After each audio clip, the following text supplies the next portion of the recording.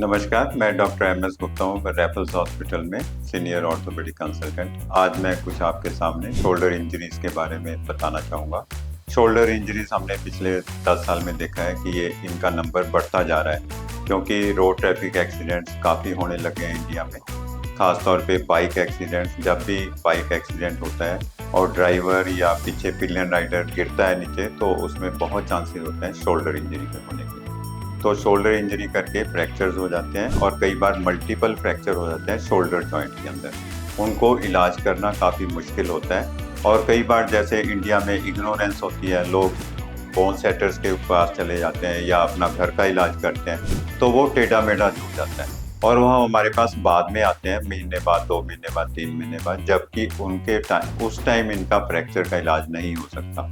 अगर तो patient early आ जाए, जल्दी आ जाए, तो हम फ्रैक्चर को जोड़ने की कोशिश करते हैं और हमारे पास इसके लिए स्पेशल प्लेट्स एंड स्क्रूज होते हैं और उससे फ्रैक्चर बहुत अच्छा जुड़ जाता है और अच्छी मूवमेंट्स आ जाती हैं। तो अगर पेशेंट लेट आए तो उसमें फिर हम क्या कर सकते हैं? मान लो पेशेंट 6 महीने बाद आया, तो उस टाइम वो टेढ़ा मेढ़ा जुड़ा होता है और पेशेंट को बहुत प्रॉब्लम होती है ना। वो डेली एक्टिविटीज कर सकते हैं लाइफ की। डेली एक्टिविटी मीन्स कि खाना खाना, कपड़े चेंज करने, लिखना पढ़ना, तो शोल्डर को ऊपर उठाने के लिए कपड़े चेंज करने के हमें बहुत जरूरत पड़ती है, तो वो सारी एक्टिविटी उसकी खत्म हो जाती है।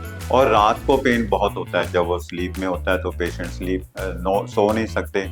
तो इसके दूसरे कारण भी होते हैं। एक तो ये ओल्ड इंजरी करके होता है और कई बार फ्रोजन शोल्डर हो जाता है, जैसे कि शुगर वाले पेशेंट्स में काफ़ी कॉमन होता है, क्योंकि मूवमेंट्स कम होती हैं शुगर वाले पेशेंट में और वो फ्रोजन शोल्डर हो जाता है, जिसको हम पेरीआर्थराइटिस शोल्डर भी बोलते हैं। या फिर कोई डिजेनरेटिव आर्थराइटिस हो, जैसे कि घुटना घिस जाता है, ऐसे ही शोल्डर भी घिसने लग जाता है और शोल्डर में डिजेनरेटिव आर्थराइटिस हो जाती है। और या फिर मसल टियर हो जाता है, जिसको कि हम कहते हैं रोटेटर कफ टियर।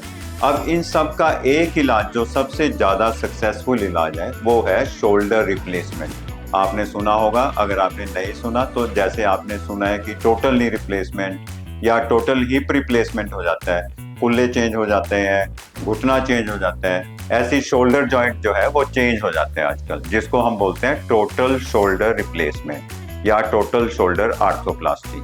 इसमें 2 तरह की होती है, एक टोटल शोल्डर आर्थोप्लास्टी, एक बोलते हैं रिवर्स शोल्डर आर्थोप्लास्टी, जिसको बोलते हैं हम शॉर्ट वेव में RSA, reverse shoulder arthroplasty.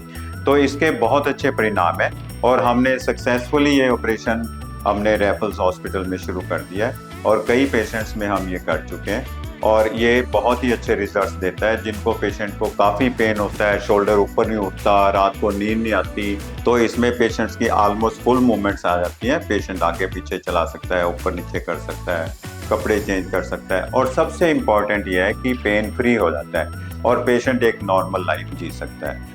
Of course ये इसके थोड़ा कॉस्ट तो है इस ऑपरेशन की, पर ये बहुत ही सक्सेसफुल ऑपरेशन है। और अगर आपको किसी को या आपके रिश्तेदार में या फ्रेंड सर्कल में ऐसी कोई प्रॉब्लम हो, तो हमसे कांटेक्ट करिए रेफरल्स हॉस्पिटल में। Thank you very much.